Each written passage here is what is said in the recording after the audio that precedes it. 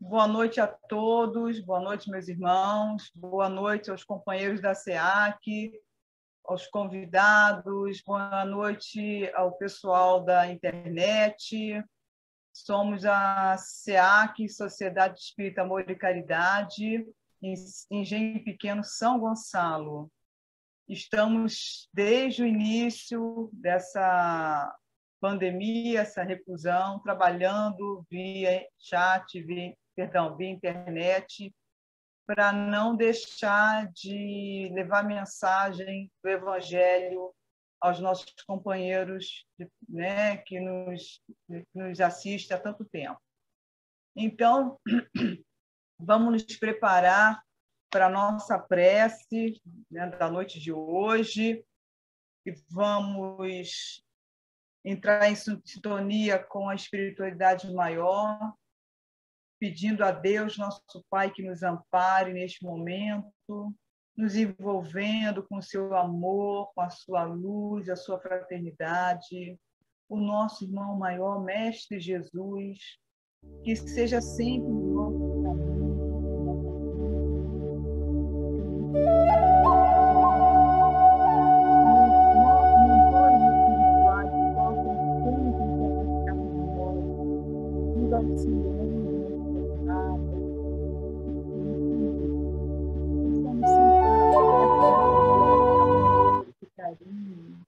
Queremos te pedir, mestre, que possa também envolver a todos os companheiros da SEAC, todos os tarefeiros, todos os assistidos, as nossas crianças da evangelização, que possamos também, Senhor, envolver em fraternidade e amor os irmãos que estão nesse momento passando por essas perdas, por esse afastamento, melhor dizendo, dos companheiros que estão se desencarnando em função da Covid.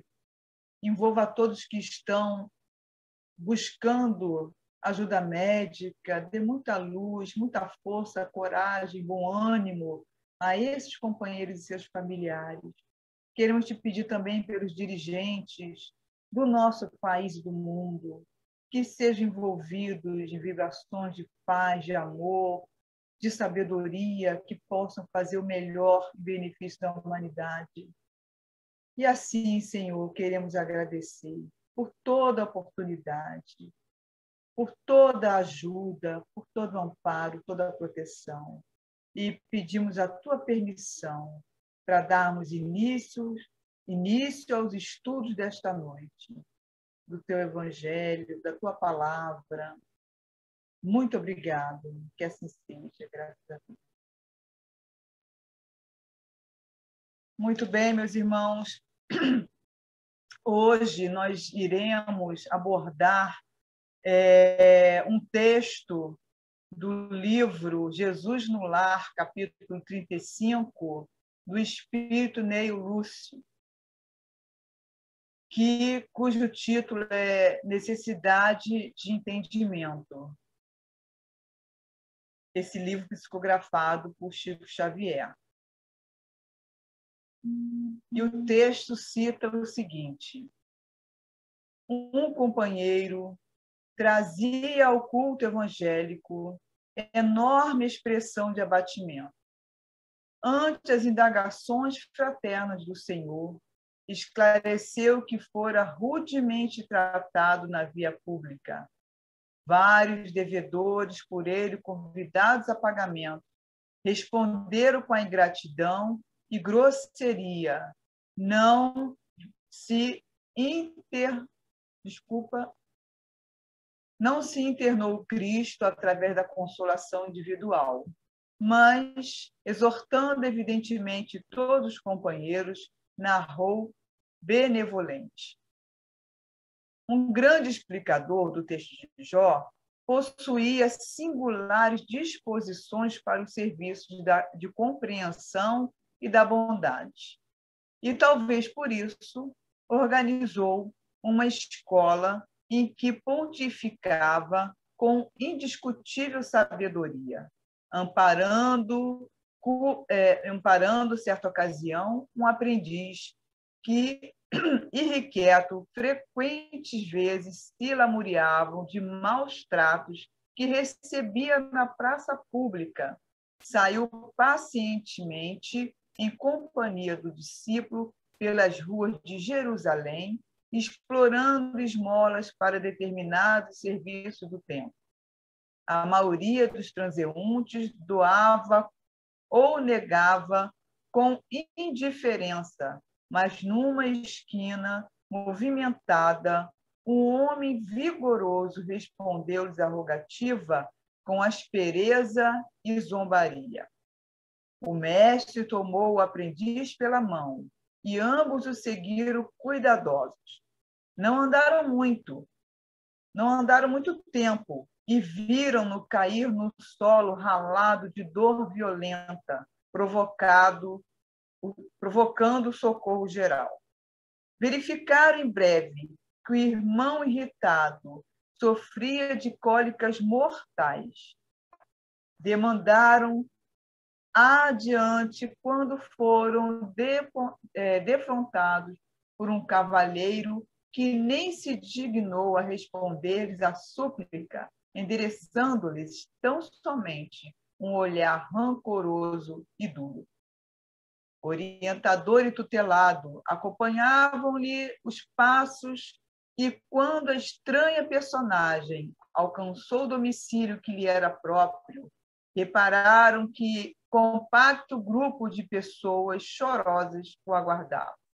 Grupo esse ao qual se uniu em copioso pranto, informando-se os dois que o infeliz retinha no lar uma filha morta. Prosseguiram na via pública e o estreitoso passo receberam fortes palavrões de um rapaz a quem se haviam dirigido. Retraíram-se ambos em expectativa, verificando depois de meia hora de observação que o mísero não passava de um louco. Em seguida, ouviram atrevidas frases de um velho que lhes prometia prisão e pedradas. Mas, decorridas algumas horas, souberam que o infortunado era simplesmente um negociante falido que se convertera de senhor em escravo, em razão de débitos enormes. Como o dia declinasse, o respeitável instrutor convocou o discípulo ao regresso e ponderou: guardaste a lição? Aceita a necessidade de entendimento por sagrado imperativo da vida. Muito bem. Então, numa parte do texto, quando fala um dos companheiros trazia ao culto evangélico enorme expressão de abatimento, então conta a história, né, que Jesus aproveitou para nos trazer o grande ensinamento de uma pessoa se queixando que fora maltratado durante uma cobrança que iria fazer. Ele foi maltratado e ele estava magoado, chateado, e levou isso no momento do culto do evangelho que Jesus estava fazendo. E Jesus aproveitou a oportunidade para dar uma lição e chamar a atenção do sujeito, né? Não passou a mão por cima, e chamar a atenção do sujeito de que há a necessidade de entendimento, porque, como ele mostrou na história, o discípulo saiu com né, o seu tutelado e verificou-se que todos eles que foram grosseiros, foram antipáticos, foram indiferentes, na verdade, eles estavam sofrendo grandes dores, grandes pressões, grandes abatimentos e não tinham condições nenhuma não se viam, né, em condições de tratar diferentemente, até por conteúdo moral mesmo, né, diante das dificuldades. E quando nós passamos numa situação parecida, qual a maneira que nós agimos, de que maneira nós agimos? Nós temos de imediato esse entendimento que Jesus apresenta nessa história? Claro que não. No momento em que nós nos encontramos em situações em que as pessoas são grosseiras, são antipáticas, são rancorosas, de imediato nós nos sentimos mal, né? Enraivecido muitas vezes, a mágoa vem dependendo da situação, e a gente procura sempre comentar, levar para frente o caso, até para ter o apoio dos outros, e conseguimos esse apoio. Então,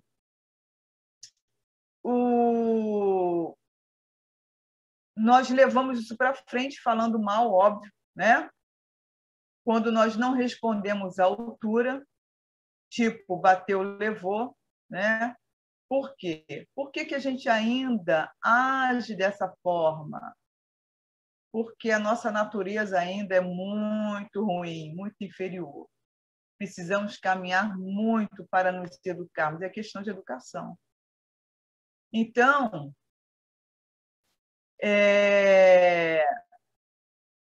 o primeiro sujeito da história, a dor era evidente, né? A dor física. E nós, com dor, nós queremos falar com alguém, ele estava sentindo uma dor insuportável, como diz no texto, a dor de morte, cólica, né? Nós, com dor, nós temos a condição de ouvir alguém, dar atenção a alguém, nós queremos falar com alguém, mas quando a gente depara com uma pessoa que nos trata dessa forma, a gente não pensa se o sujeito está passando qualquer tipo de dificuldade. A primeira reação nossa, se não é revidar, é sair falando mal, né? O segundo sujeito perdeu a filha, uma dor maior ainda. Então, não tinha motivos para sorrir, não tinha motivos para nada. Só quem passou por essa dor sabe o que é, né? A dor desse afastamento. O outro era louco, então, muito menos, condições zero de qualquer tipo de diálogo, de acerto. E o último, que foi um senhor, se tornou escravo. Então, a revolta o possuiu no momento. Então, nós, com certeza, já deparamos com pessoas assim. E, em um momento, também, com certeza, pelo menos uma maioria, acredito eu, tomara que eu esteja errada, teve a hombridade de pensar, de tomar uma atitude contrária à costumeira, que é de reclamar, falar mal, revidar de maneira grosseira, né? É claro que existem os arrogantes, aquelas pessoas que são indiferentes, os psicopatas, que não estão nem aí para nenhum tipo de campanha. Eu lembro que, quando fazíamos a campanha da outra casa que a gente trabalhava, eu, Éder, Josefa, a mãe do Éder, Dona Luziná, né, Dona Luziná? Recebeu uma cuspida na mão, ela foi pedir não sei se foi na mão, desculpa, mas ela foi pedir na campanha da cesta básica e foi recebida dessa forma, né? Então, a gente sabe que existe esse tipo de pessoas arrogantes. Foi na mão mesmo, né? Ela está me conferindo aqui. Obrigada, Hélia. Mas ela teve uma boa saída, né? Segurou para ela e pediu com a outra mão limpa, se eu não me engano, o mantimento, né? Então, nós recebemos esse tipo de pessoas. E eu estava anteontem, assistindo um programa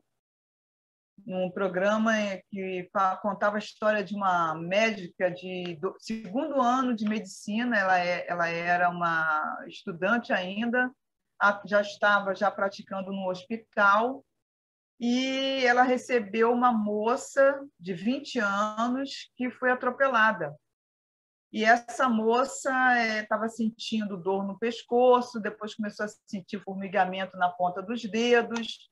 E a médica, jovem médica, né, ainda no segundo ano de medicina, começou a pensar nas possibilidades do que poderia estar acontecendo no interior dessa moça, né, que estivesse provocando esses sintomas. Ela, então, pediu que levassem a moça para fazer uma tomografia, porque ela achava que estava havendo alguma compressão na cervical, provocando formigamento na mão. E ela constatou que as vértebras cervicais, 2 delas estavam bem fragilizadas, parecia que estavam quebradas. E ela achou que poderia ser uma tuberculose cervical. Eu nem sabia que isso existia, né? Mas existe. Ela, então, procura um médico responsável, né, desse tipo de tratamento no hospital e pede a ele um exame, que ele fizesse um exame local, acho que era uma punção, uma coisa assim, para confirmar que a suspeita dela. Ele olha para o crachá dela, vê que é uma estudante e diz que já tinha olhado a paciente, que não era necessário, que ela estava bem. E ela se afastou. Mas nisso que ela se afasta, a mãe da paciente vem correndo e se encontra com ela e pede: venha ver minha filha, por favor, que ela não está bem. E a menina estava sentindo agora dormência nas pernas. A moça, então, volta e vai falar com o médico que estava conversando com outros colegas e insiste com ele, pedindo que ele fizesse tal exame. Ele olha para o crachá dela e questiona: você é quem?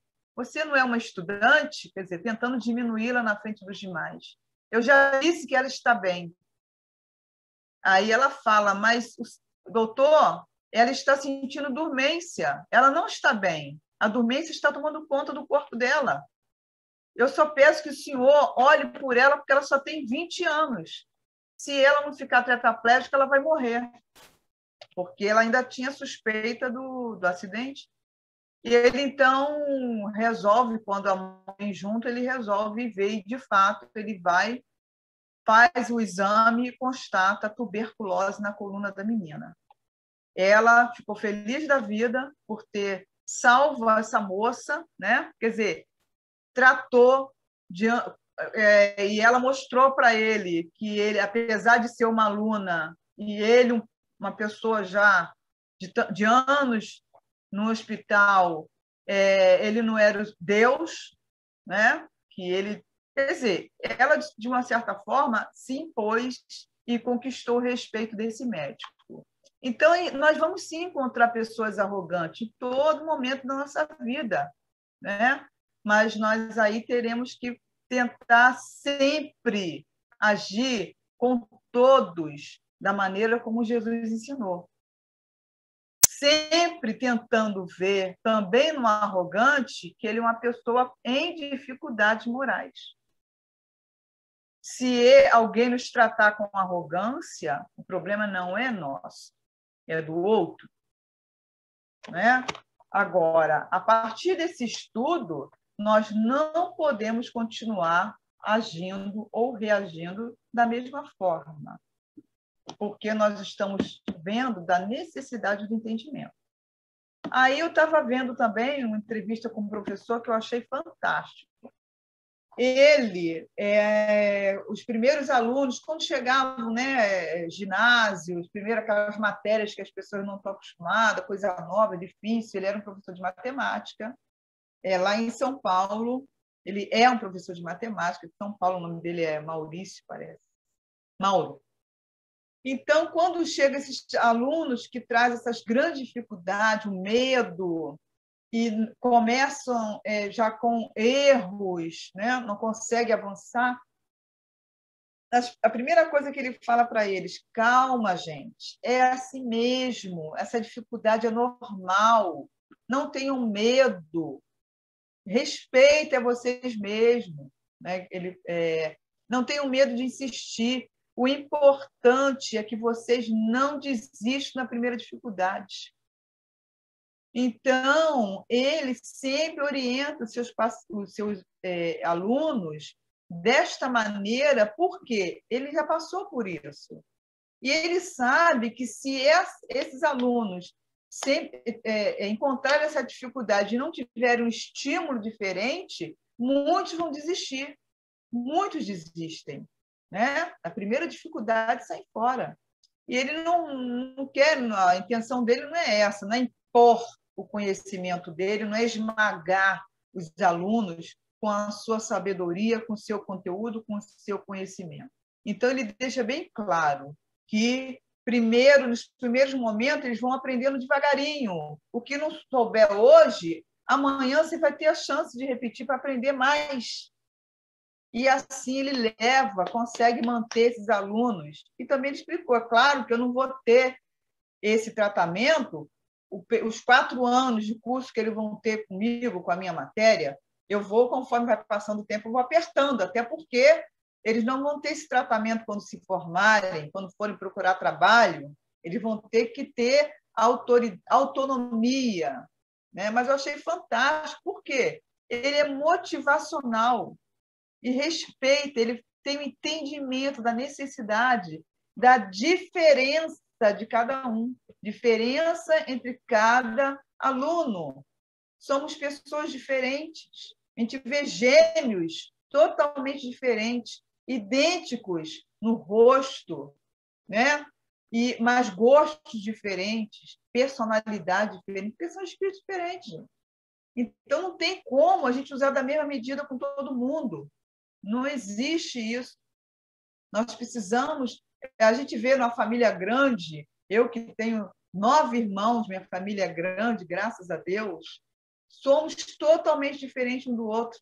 Um é mais calmo, mais tranquilo, o outro é mais ativo, mais dinâmico, o outro é mais difícil de lidar, o outro é mais doce. Tem de tudo nessa família, mas dá certo, deu certo. Né? Então, mas a gente precisa compreender essas diferenças para saber conviver da melhor maneira possível. O Chico estava contando uma história de essa questão da empatia. Nós temos que ter empatia, né? Jesus, quando ele... Olha como é que eu mudei de repente, mas eu vou chegar lá. Jesus, quando teve com Maria de Magdala, ela ficou assustada porque ela era uma meretriz, né, uma prostituta, e ninguém falava.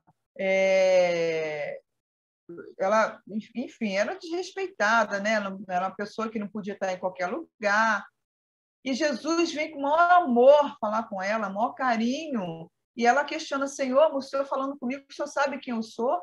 Ele fala para ela: eu sei quem você é e não importa o que você é. Você sabe o que eu sou, não importa o que você é. O importante é que você pode vir a ser. Né? Então, é questão de empatia, é a gente se colocar no lugar do outro. Aí o Chico, desculpa, a gente escorregou aqui o celular. O Chico conta que certa noite, na campanha do Quilo, certo dia, desculpa, na campanha do Quilo, as pessoas que eram responsáveis pela fila e tal vieram conversar com ele, que tinham descoberto uma senhora que ela não precisava receber a cesta básica. Era o segundo mês que ela ia, era a segunda vez, mas não precisava, porque descobriram que ela chegava lá de carro, ela deixava o carro uma certa distância e vinha a pé, entrava no final da fila e ficava pacientemente aguardando até chegar a vez dela. Mas eles falaram, descobriram que o marido dela era bem empregado, que ela tinha uma casa muito boa, que, né, ela tinha carro, então ela não precisava de cesta básica. Estava errado. E que eles iriam esperar ela chegar até na vez dela para pegar a cesta e desmascará-la. E o Chico, pacientemente, né, ouviu a história e falou: vocês não vão fazer isso. Vocês conhecem a história dela? Gente, a gente sabe que o Chico ele tinha esse dom de conhecer a história das pessoas que chegavam até ele, sem a pessoa precisar abrir a boca. Então, ele perguntou e eles ficaram na reserva e Chico explicou. Ela deixa o carro dela distante porque ela não quer afrontar ninguém que está na fila. E ela vem receber esse mantimento porque ela acredita que a filha dela, se a filha dela, que tem uma doença rara, comer da comida que é distribuída na nossa casa, ela vai se curar. Então, olha que grandiosidade. O cuidado, né? A compreensão, a empatia. Então, ele não sabia se, de repente, ela era uma das doadoras daqueles mantimentos da cesta básica, que estava ali também tentando receber uma ajuda para a filha doente, não é? Mas a necessidade que a gente tem que ter de não criticar de pronto, de não atacar de pronto, mas deixar passar, deixar abaixar a poeira e tentar compreender o que levou aquela pessoa a agir assim comigo, o que levou ela a fazer isso comigo. Será que eu, no lugar dela, entendendo a vida como ela entende, tendo a criação que ela teve, vivendo as dificuldades que ela vive, será que eu faria diferente ou pior? Então, a gente precisa pensar nisso, para não gerar novas inimizades. Não gerar novas inimizades. E quando a gente busca agir assim, os maiores benfeitores somos nós. Benfeitores não, desculpa. Os maiores beneficiados somos nós. Porque se eu deixo de pensar negativo, de falar negativo, eu já estou começando a me educar, né? Crescendo espiritualmente. Então, aí eu até anotei um exemplo, né? Eu, por exemplo, a necessidade, esse momento tão difícil que nós estamos passando aí no mundo, tantas necessidades materiais, necessidades de toda sorte. Então, diante de um momento desse, a gente fica sabendo que alguém assaltou um supermercado, roubou um supermercado, levou lá uns mantimentos escondidos, foi pego, foi preso, passa na televisão. Qual o primeiro sentimento que a gente tem? É de amor? É de caridade pela criatura? Não. Então, precisamos rever isso, rever esse sentimento. A gente não sabe o que levou. Eu não estou falando de saque. Saquear é outra coisa.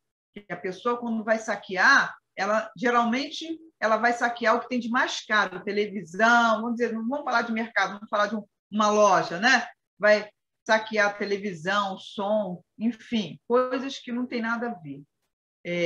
Estamos falando de matar a fome, necessidade fisiológica. Então, a partir de agora, como que a gente vai ver, vai passar a observar, a sentir essa pessoa? Empatia, se colocar no lugar dela, né? Muitas vezes nós agimos como um rolo compressor, né?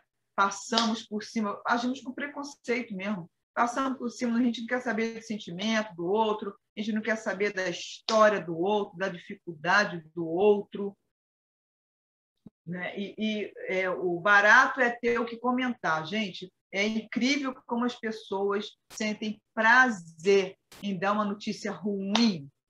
É incrível. É tão incrível que você vê que quem não tem a notícia ruim cria, inventa as famosas fake news. É impressionante, né? Bom, no Evangelho segundo o Espiritismo, no capítulo 13, o Espírito Rosália fala sobre a compreensão da tolerância. É no capítulo que fala: não saiba a vossa mão esquerda o que dê a mão direita. Então, ela fala o seguinte: a caridade moral consiste em se suportarem umas às outras as criaturas e é o que menos fazeis nesse mundo inferior, onde vos achais, por agora encarnados. Grande mérito há, crede-me, em um homem saber calar-se, deixando que fale outro mais tolo do que ele. Vivemos o momento da... vivemos... Agora foi eu que falei, tá? Eu anotei. Vivemos o momento da pandemia, momentos de provas e expiações para a humanidade inteira. Gente, então, olha, ela fala que a necessidade é mais sábio aquele que se cala, aquele que não revida. É claro que é, porque você tem que fazer uma força danada, ainda mais a gente que tem gênio, tem que fazer uma força danada para calar a boca, para não revidar. Mas depois de tanto fazer força, você acaba internalizando isso, esse comportamento. Então, você acaba passando por outras provas nesse sentido, né, de alguém vir tentar te tirar do sério, você acaba agindo com a pessoa, entrou aqui, saiu ali, não fere mais, não incomoda mais. Por quê? Você consegue ver o tolo. Então, o mais forte não é o que agride, não é o que grita mais alto, não é o que berra, que ameaça. A ratazana, quando ela se sente ameaçada, ela parte para o ataque.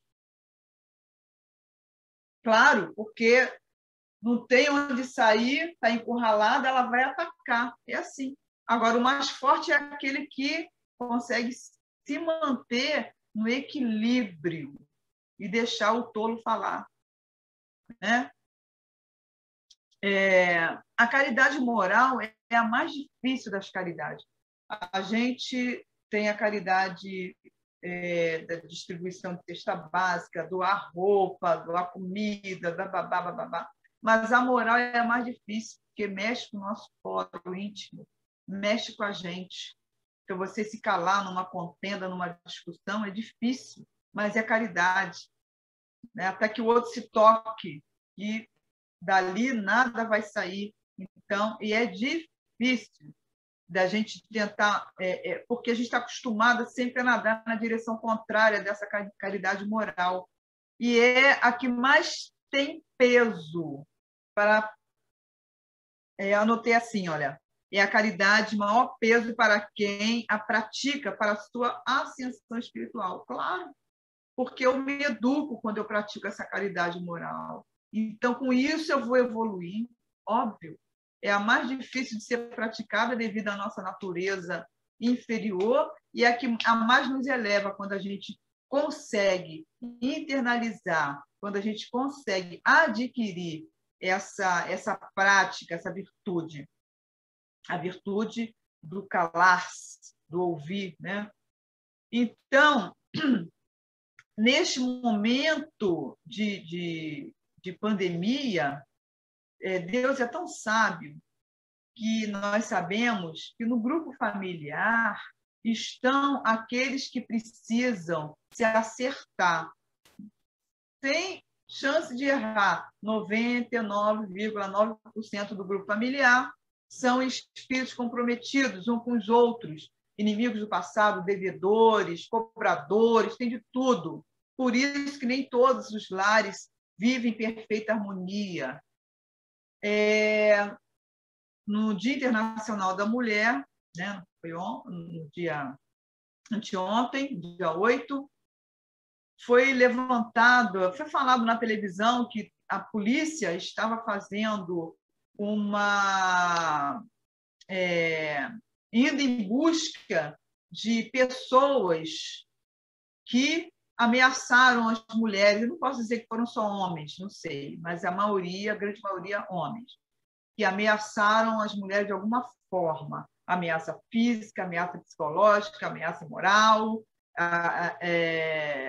enfim, homicídios. Então, eles já estavam vindo pesquisando os agressores, investigando, e ontem, perdão, dia 8, anteontem, foi a data que eles resolveram efetivar essas prisões dessas pessoas suspeitas.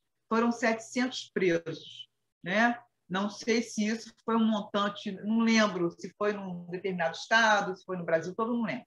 Enfim, Mas o que eu quero dizer com isso? Que nesse momento em que estamos vivendo confinados com a pandemia, aumentou o número de agressões contra as mulheres e até de homicídio, porque a convivência é difícil, é difícil. Não estou aí chamando atenção só em defesa das mulheres, não, porque eu sei que tem muita mulher que é difícil, geniosa, implicante, né? Mas, infelizmente, alguns homens tomam atitudes erradas e impensadas. No auge do calor, não estou defendendo aqui também a atitude masculina de agressão, de matar, nada disso, de forma alguma. Tem que ajustar as contas com a lei de Deus. A lei do homem é a lei de Deus, né? Mas é difícil, eu estou falando que no momento em que há o confinamento, essa convivência diária é muito complicado, porque a gente sabe que são espíritos ali endividados na maioria das vezes. Então, eles vão se atacar, eles vão implicar, eles vão se agredir. E, infelizmente, às vezes, as crianças estão ali assistindo aquilo, sofrendo aquilo tudo, né? São vítimas da situação. Né? É muito difícil. Então, mas é também um grande momento para que as arestas sejam aparadas. É um grande momento para exercitar a tolerância, o suportar, né? É um momento que a família está tendo para se ajustar. Eu sabia que essa pandemia, e isso já foi até falado, uma pesquisa também que está acontecendo, que muitos familiares, muitos casais iriam se separar ou se fortalecer. E a gente sabe que isso está acontecendo. Né? Tem uns que estão se descobrindo, estão se amando mais, uma maravilha, mas tem outros que não conseguiram chegar a esse final. Né? Então, nessa composição familiar, que a gente sabe que a sabedoria divina coloca ali juntinho quem precisa se acertar, aprender a se respeitar até chegar ao amar, eu anotei aqui que existem 4 regrinhas básicas para o bem conviver. Que a gente convive, gente. A gente convive em todo lugar, né? Com familiar, no trabalho convive com os colegas. Agora não, né? Mas digamos assim, num clube é aquele grupo, na casa espírita são outros. Então, a convivência é diária. Mas existem regrinhas básicas, porque a gente convive muito bem com quem está fora da nossa casa, não é isso? Somos simpáticos, somos agradáveis, somos respeitadores. Agora, vamos ver a convivência no lar, convivência familiar. Muitas vezes somos estúpidos, grosseiros, impacientes, desinteressados. Então, isso precisa mudar. Aquele que é lá fora tem que ser o mesmo aqui dentro. O mesmo aqui dentro. Né? Porque essa família principal é nela que eu preciso acertar, corrigir os meus erros. Eu não posso esperar que ninguém se corrija para me aturar. Eu não posso querer que ninguém se modifique para me adequar, me agradar. Aliás, para se adequarem a mim, me agradarem. Não é isso que ensina Jesus. Nós é que precisamos nos modificar através da compreensão da situação, dificuldade de diferença do outro. Nós é que precisamos para nos adequarmos, trazer harmonia e convivermos da melhor maneira possível. Eu tenho uma amiga, já falei isso, mas eu vou repetir, porque eu sempre lembro que ela era casada, e infelizmente agora enviuvou, mas ela tinha muita dificuldade com o marido, que era alcoólatra, e ela é espírita. E ela dizia, eu vou ficar com ele até o final, porque eu não quero voltar de novo com ele. Chega! Amiga, não é assim. Enquanto você não amar essa criatura, você vai continuar voltando, não é assim. Se não voltar como marido, vai voltar como um filho rebelde, né? Ou, não sei, como pai, enfim, vai depender das necessidades. Enfim, ela levou a cruz até o final, mas, graças a Deus, conseguiu amar a criatura. Conseguiu amar a criatura. Então, a história se modificou, né? Mas esse é o grande objetivo dessa convivência familiar. É chegar a essa harmonia final, ao perdão, né? Ao perdão. Então, eu anotei as regrinhas aqui. Primeira regrinha é suportar, não tem jeito, gente. A gente precisa, muitas vezes se suporta. Homens suportam as mulheres, mulheres suportam os homens, por N razões. Razões, situações financeiras, por filho, por aparência. As situações são diversas. Mas já é o primeiro passo, se suportar. Agora, a gente tem que se suportar, mas tentar sempre buscar enxergar, ver no outro o que ele tem de melhor. Porque se suportar vendo só o negativo, não vai a lugar algum. Vai ser um suportar até dar em nada. Mas se eu começar a tentar agradar a fulano ou fulano, uma florzinha aqui, um perfuminho ali, um chamego aqui, uma comidinha gostosa do jeito que ela gosta, do jeito que ele gosta. Então, é uma maneira de tentar mudar esse ambiente, sair do suportar para chegar ao... Aí você tem buscando, né, a compreensão do outro, como que ele é, por que ele é assim, como foi criado, como foi educado, ou ela, né, como é que foi a infância, como é que foi a mocidade, quais foram as dificuldades, por que essa criatura se tornou dessa forma. Então, às vezes, a resposta está lá atrás. Não esquecendo que, muitas das vezes, foi uma vítima nossa. Às vezes está assim, porque está mais lá atrás ainda o motivo, uma encarnação passada que eu causei aquela dor, aquela dificuldade, aquele sofrimento. E o espírito, quando se aproxima, sente. No começo do namoro, sabedoria divina, só enxerga o belo, senão não vai conseguir, né? E chegar a uma união de fato, morar junto, casamento, constituir família. Se não conseguir chegar à união de fato, como é que vão resgatar?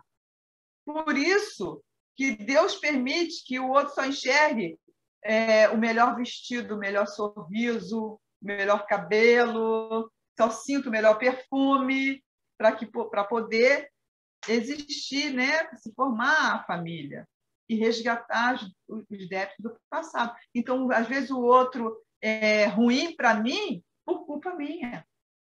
Então, eu tenho dever, obrigação de tentar ser melhor, porque, de repente, com a minha mudança, o outro vai se mudar, vai se modificar também, né? Agora, se partir para um lado mais pesado de agressão, até Jesus falou do divórcio. Se a coisa ficar perigosa para um ou outro, então é melhor realmente se separar. Aí a justiça divina vai ver outro meio de unir esse povo aí, né? Mas buscar suportar, buscar compreender. Quando eu compreendo, quando eu uso de empatia e me coloco no lugar do outro, aí eu vou chegar até o perdão. Eu vou chegar até o perdão. Eu o perdoo porque eu compreendo. Aí é caminho andado. Chegando para o perdão é um pulo, um salto por amor, para o amor. Aí é muito mais fácil. Mas é um trabalho que tem que ser iniciado por alguém, né? Tem que ser iniciado por alguém. E todo mundo busca a felicidade, gente.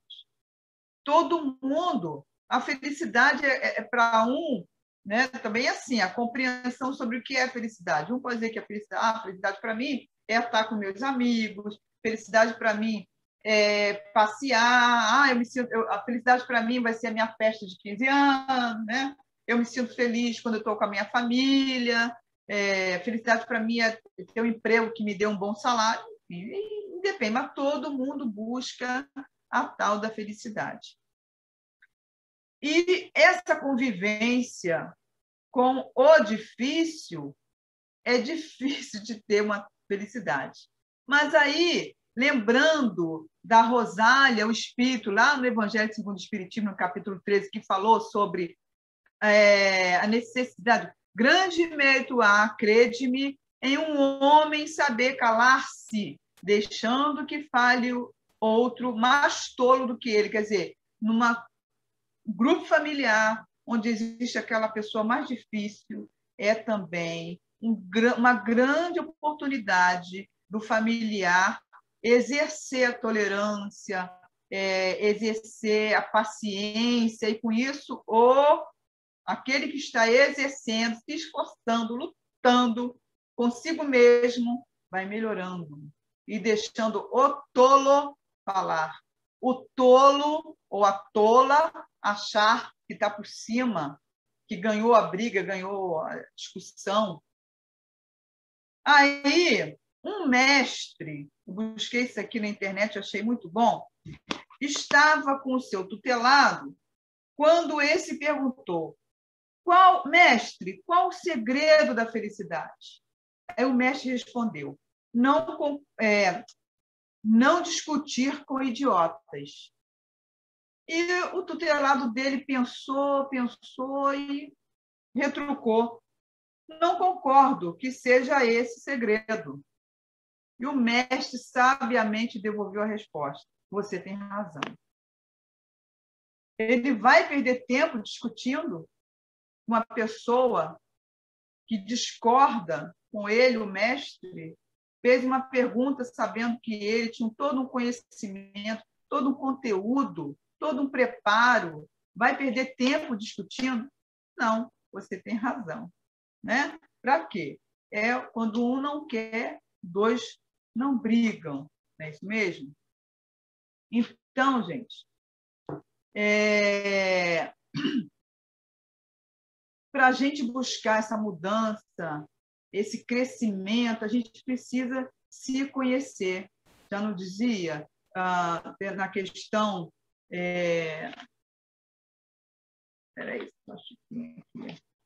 na questão do Livro dos Espíritos, questão 919, Allan Kardec pergunta qual o meio próprio mais eficaz que tem o homem de se melhorar nesta vida e de resistir à atração do mal. A resposta: um sábio da antiguidade vos disse: conhece-te a ti mesmo. Nós precisamos nos conhecer, saber das nossas dificuldades, conhecer os nossos medos. Alguém para pensar nisso? Eu vou pegar a caneta aqui e vou anotar. Hoje eu vou me conhecer. Quais são os meus medos? Quais são os meus propósitos? As minhas ideias? Os meus rancores? As minhas fantasias? Os meus ideais? Os meus ídolos? As minhas restrições? Ninguém faz isso, né? Os meus defeitos. Então, se conhecer é saber, é tomar as rédeas da sua vida, porque você vai saber onde pode ou não chegar, o que dizer ou não, porque você se conhece. Então, se você tem problema de um vício qualquer, vício qualquer não é só o que entra pela boca, não, o que sai também. E você vai em determinado lugar, sabendo que lá você vai encontrar pessoas que vão instigar esse seu vício. Se eu me conheço, eu sei que eu vou fraquejar, lá eu não vou. Lá eu não vou, porque eu sei que eu corro grande risco, né? Então, também temos que pensar na influência espiritual. Graças a Deus, nós sofremos influências maravilhosas, espiritualmente falando, dos nossos amigos, mentores espirituais, dos espíritos que se tornaram nossos amigos diante das nossas mudanças de atitude, amigos que conquistamos quando fazemos o bem. Então, eles estão sempre por perto, tentando nos ajudar. Cala a boca, não fala, não responde, fica quietinho. Calma, se afasta. Quando vem esse pensamento, pode ter certeza, São eles tentando evitar que o circo pegue fogo. Mas também tem outro lado. Os nossos pensamentos de vingança, de ódio, rancor, ciúme, inveja, despeito, vão atrair aqueles que querem mais que o circo pegue fogo. Por isso a importância de se conhecer, porque você se conhecendo, você vai se domando, se educando. Então, nós não podemos exigir do outro, é nós que temos que fazer esse trabalho conosco, né? O outro tem que mudar, sou eu que preciso mudar e modificar. No livro Vida Feliz, de Joana de Ângeles, psicografado com Divaldo, ela tem um trecho que fala sobre a tolerância e diz assim: usa da medida de tolerância para o teu próximo conforme o espera receber de alguém em momento próprio. Ninguém existe na Terra de hoje que marche sem equívocos, sem temor, sem tormentos, sem tormento, gerando aflições quando deseja acertar e produzindo sofrimentos quando intentava apaziguar, necessitando compreensão, como efeito tolerância. Assim, semeie hoje a tolerância, de forma a colhê-la amanhã. Então, aí a gente vai parar para pensar, né? Como está a nossa contribuição para a atmosfera do planeta neste momento. Então, gente, é necessário realmente buscar sempre a compreensão, seja em que situação for, sempre ver no outro alguém que está em dificuldade moral e que um dia vai ser um anjo, vai ser um mentor espiritual, um dia a gente vai ser, então eles também serão, né? Porque o progresso chega para todo mundo, para todo mundo. Então, eu tenho que pensar o que me trava, o que me atrapalha, né, quem eu sou, o que eu posso fazer para melhorar. E isso é muito importante. Combater o bom combate, como disse Paulo de Tarso. Precisamos combater o bom combate. Não é combater o outro, é combater as minhas mazelas, as minhas dificuldades, as minhas inferioridades. E, para encerrar, um conselho do nosso grande amigo Chico Xavier. No momento de contenda, no momento de discussão, de confusão, enche a boquinha da água santa, da água benta, fecha a boquinha, não pode cuspir, não pode engolir, até passar a confusão. Sabedoria de Chico Xavier, né? Passou a confusão, aí você vai poder cuspir, você vai poder engolir, já não vai ter problema nenhum. Os ânimos estão mais calmos e tudo vai se resolver, não é? Então, gente, agradecemos muito, muito a participação de vocês e vamos, então, nos preparar para a nossa prece de encerramento. A Deus, nosso Pai maior, que abençoe nossa noite, que abençoe a nossa vida e que possamos sempre contar com esses amigos, nos envolvendo, nos incluindo, nos auxiliando no nosso progresso individual. Que a paz seja com todos os companheiros, que a paz de Deus ampare e abrigue a todos nós. Que assim seja. Graças a Deus. Obrigada, meus amigos. Muita paz a todos e contamos com a presença no nosso próximo encontro.